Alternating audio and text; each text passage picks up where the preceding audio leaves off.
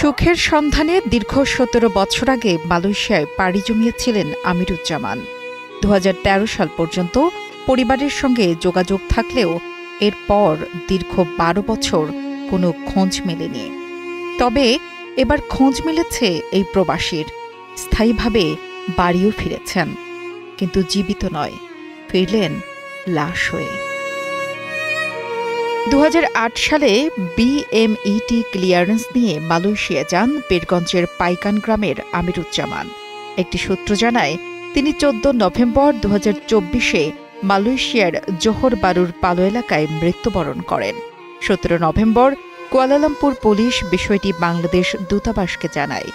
দীর্ঘ ৮ মাস পর চলতি বছরের ১৩ জুলাই প্রবাসীর পরিবারের সদস্যদেরকে ফোনে মৃত্যুর খবরটি জানান দূতাবাস। মাস ৭ দিনের দিন আমরা খবর পাচ্ছি, আর মারা গেছে বলে নভেম্বরের ১৪ তারিখ, ২৪ সালের নভেম্বরের ১৪ তারিখে দুপুর ১টার সময়। পরিবারের চেষ্টায় অবশেষে ২৫ জুলাই মরদেহ বাংলাদেশে পৌঁছায় এবং ২৬ জুলাই ভোর ৪টায় গ্রামের বাড়িতে আনা হয় আমিরুজ্জামানের মরদেহ। সকাল ১০টায় জানাজা শেষে পারিবারিক কবরস্থানে দাফন করা হয় তাকে। আমার ছোট একটা বাচ্চা দিয়ে গেছে, কেমন ৭ বছর বয়স। আমি বিচার চাই, আমার স্বামী কেন এত ৯ মাস পর কেন খবর দেওয়া হলো। বসুন্ধরা টিস্যু, অশুদ্ধতার বিরুদ্ধে এক বিন্দুও ছাড় নয়। আমার ঘরের কাছে আমার কাছে মোবাইল করছে।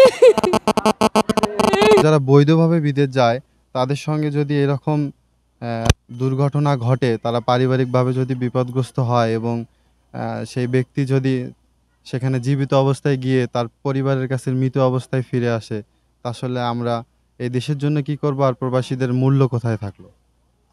অবশ্যই এটার একটা সুষ্ঠু বিচার চাই এবং আমাকে পূর্ণ ইনভেস্টিগেশনের মাধ্যমে অবশ্যই যেন বাংলাদেশ সরকার এ বিষয়ে অবগত করেন আমার পরিবারকে, যে তিনি আসলে বিগত দিনে কোথায় ছিলেন, কি অবস্থায় ছিলেন, কেমন ছিলেন। আমরা এইসব বিষয়ে কিছুই জানতাম না, আমাদের কাছে কোনো এভিডেন্স ছিল না, কোনো কিছু জানার সুযোগও ছিল না।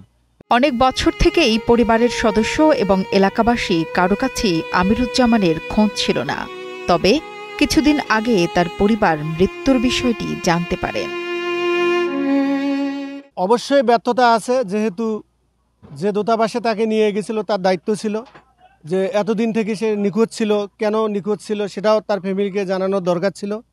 তারপরে সে যে মারা গেছে তার যে প্রাপ্য সেটা দূতাবাসকে অবশ্যই দিতে হবে। সেটার জন্য আমরা আমাদের ইউনো মহোদয় আছে, আমাদের জেলা ডিসি সাহেব আছে, তাদেরকে আমরা এই বিষয়ে অবগত করব, তারা কার্যকরী ব্যবস্থা গ্রহণ করবে। দীর্ঘ ১২ বছর নিখোঁজ আমিরুজ্জামানের মৃত্যুর খবর পেয়ে পরিবারে বইছে শোকের মাতম। তাদের একটাই দাবি, আমিরুজ্জামানের মৃত্যুর সঠিক তদন্তের মাধ্যমে সুষ্ঠু বিচার। হাবিবুর রহমানের পাঠানো তথ্য ও ভিডিও চিত্রে ডেস্ক রিপোর্ট, কালের কণ্ঠ।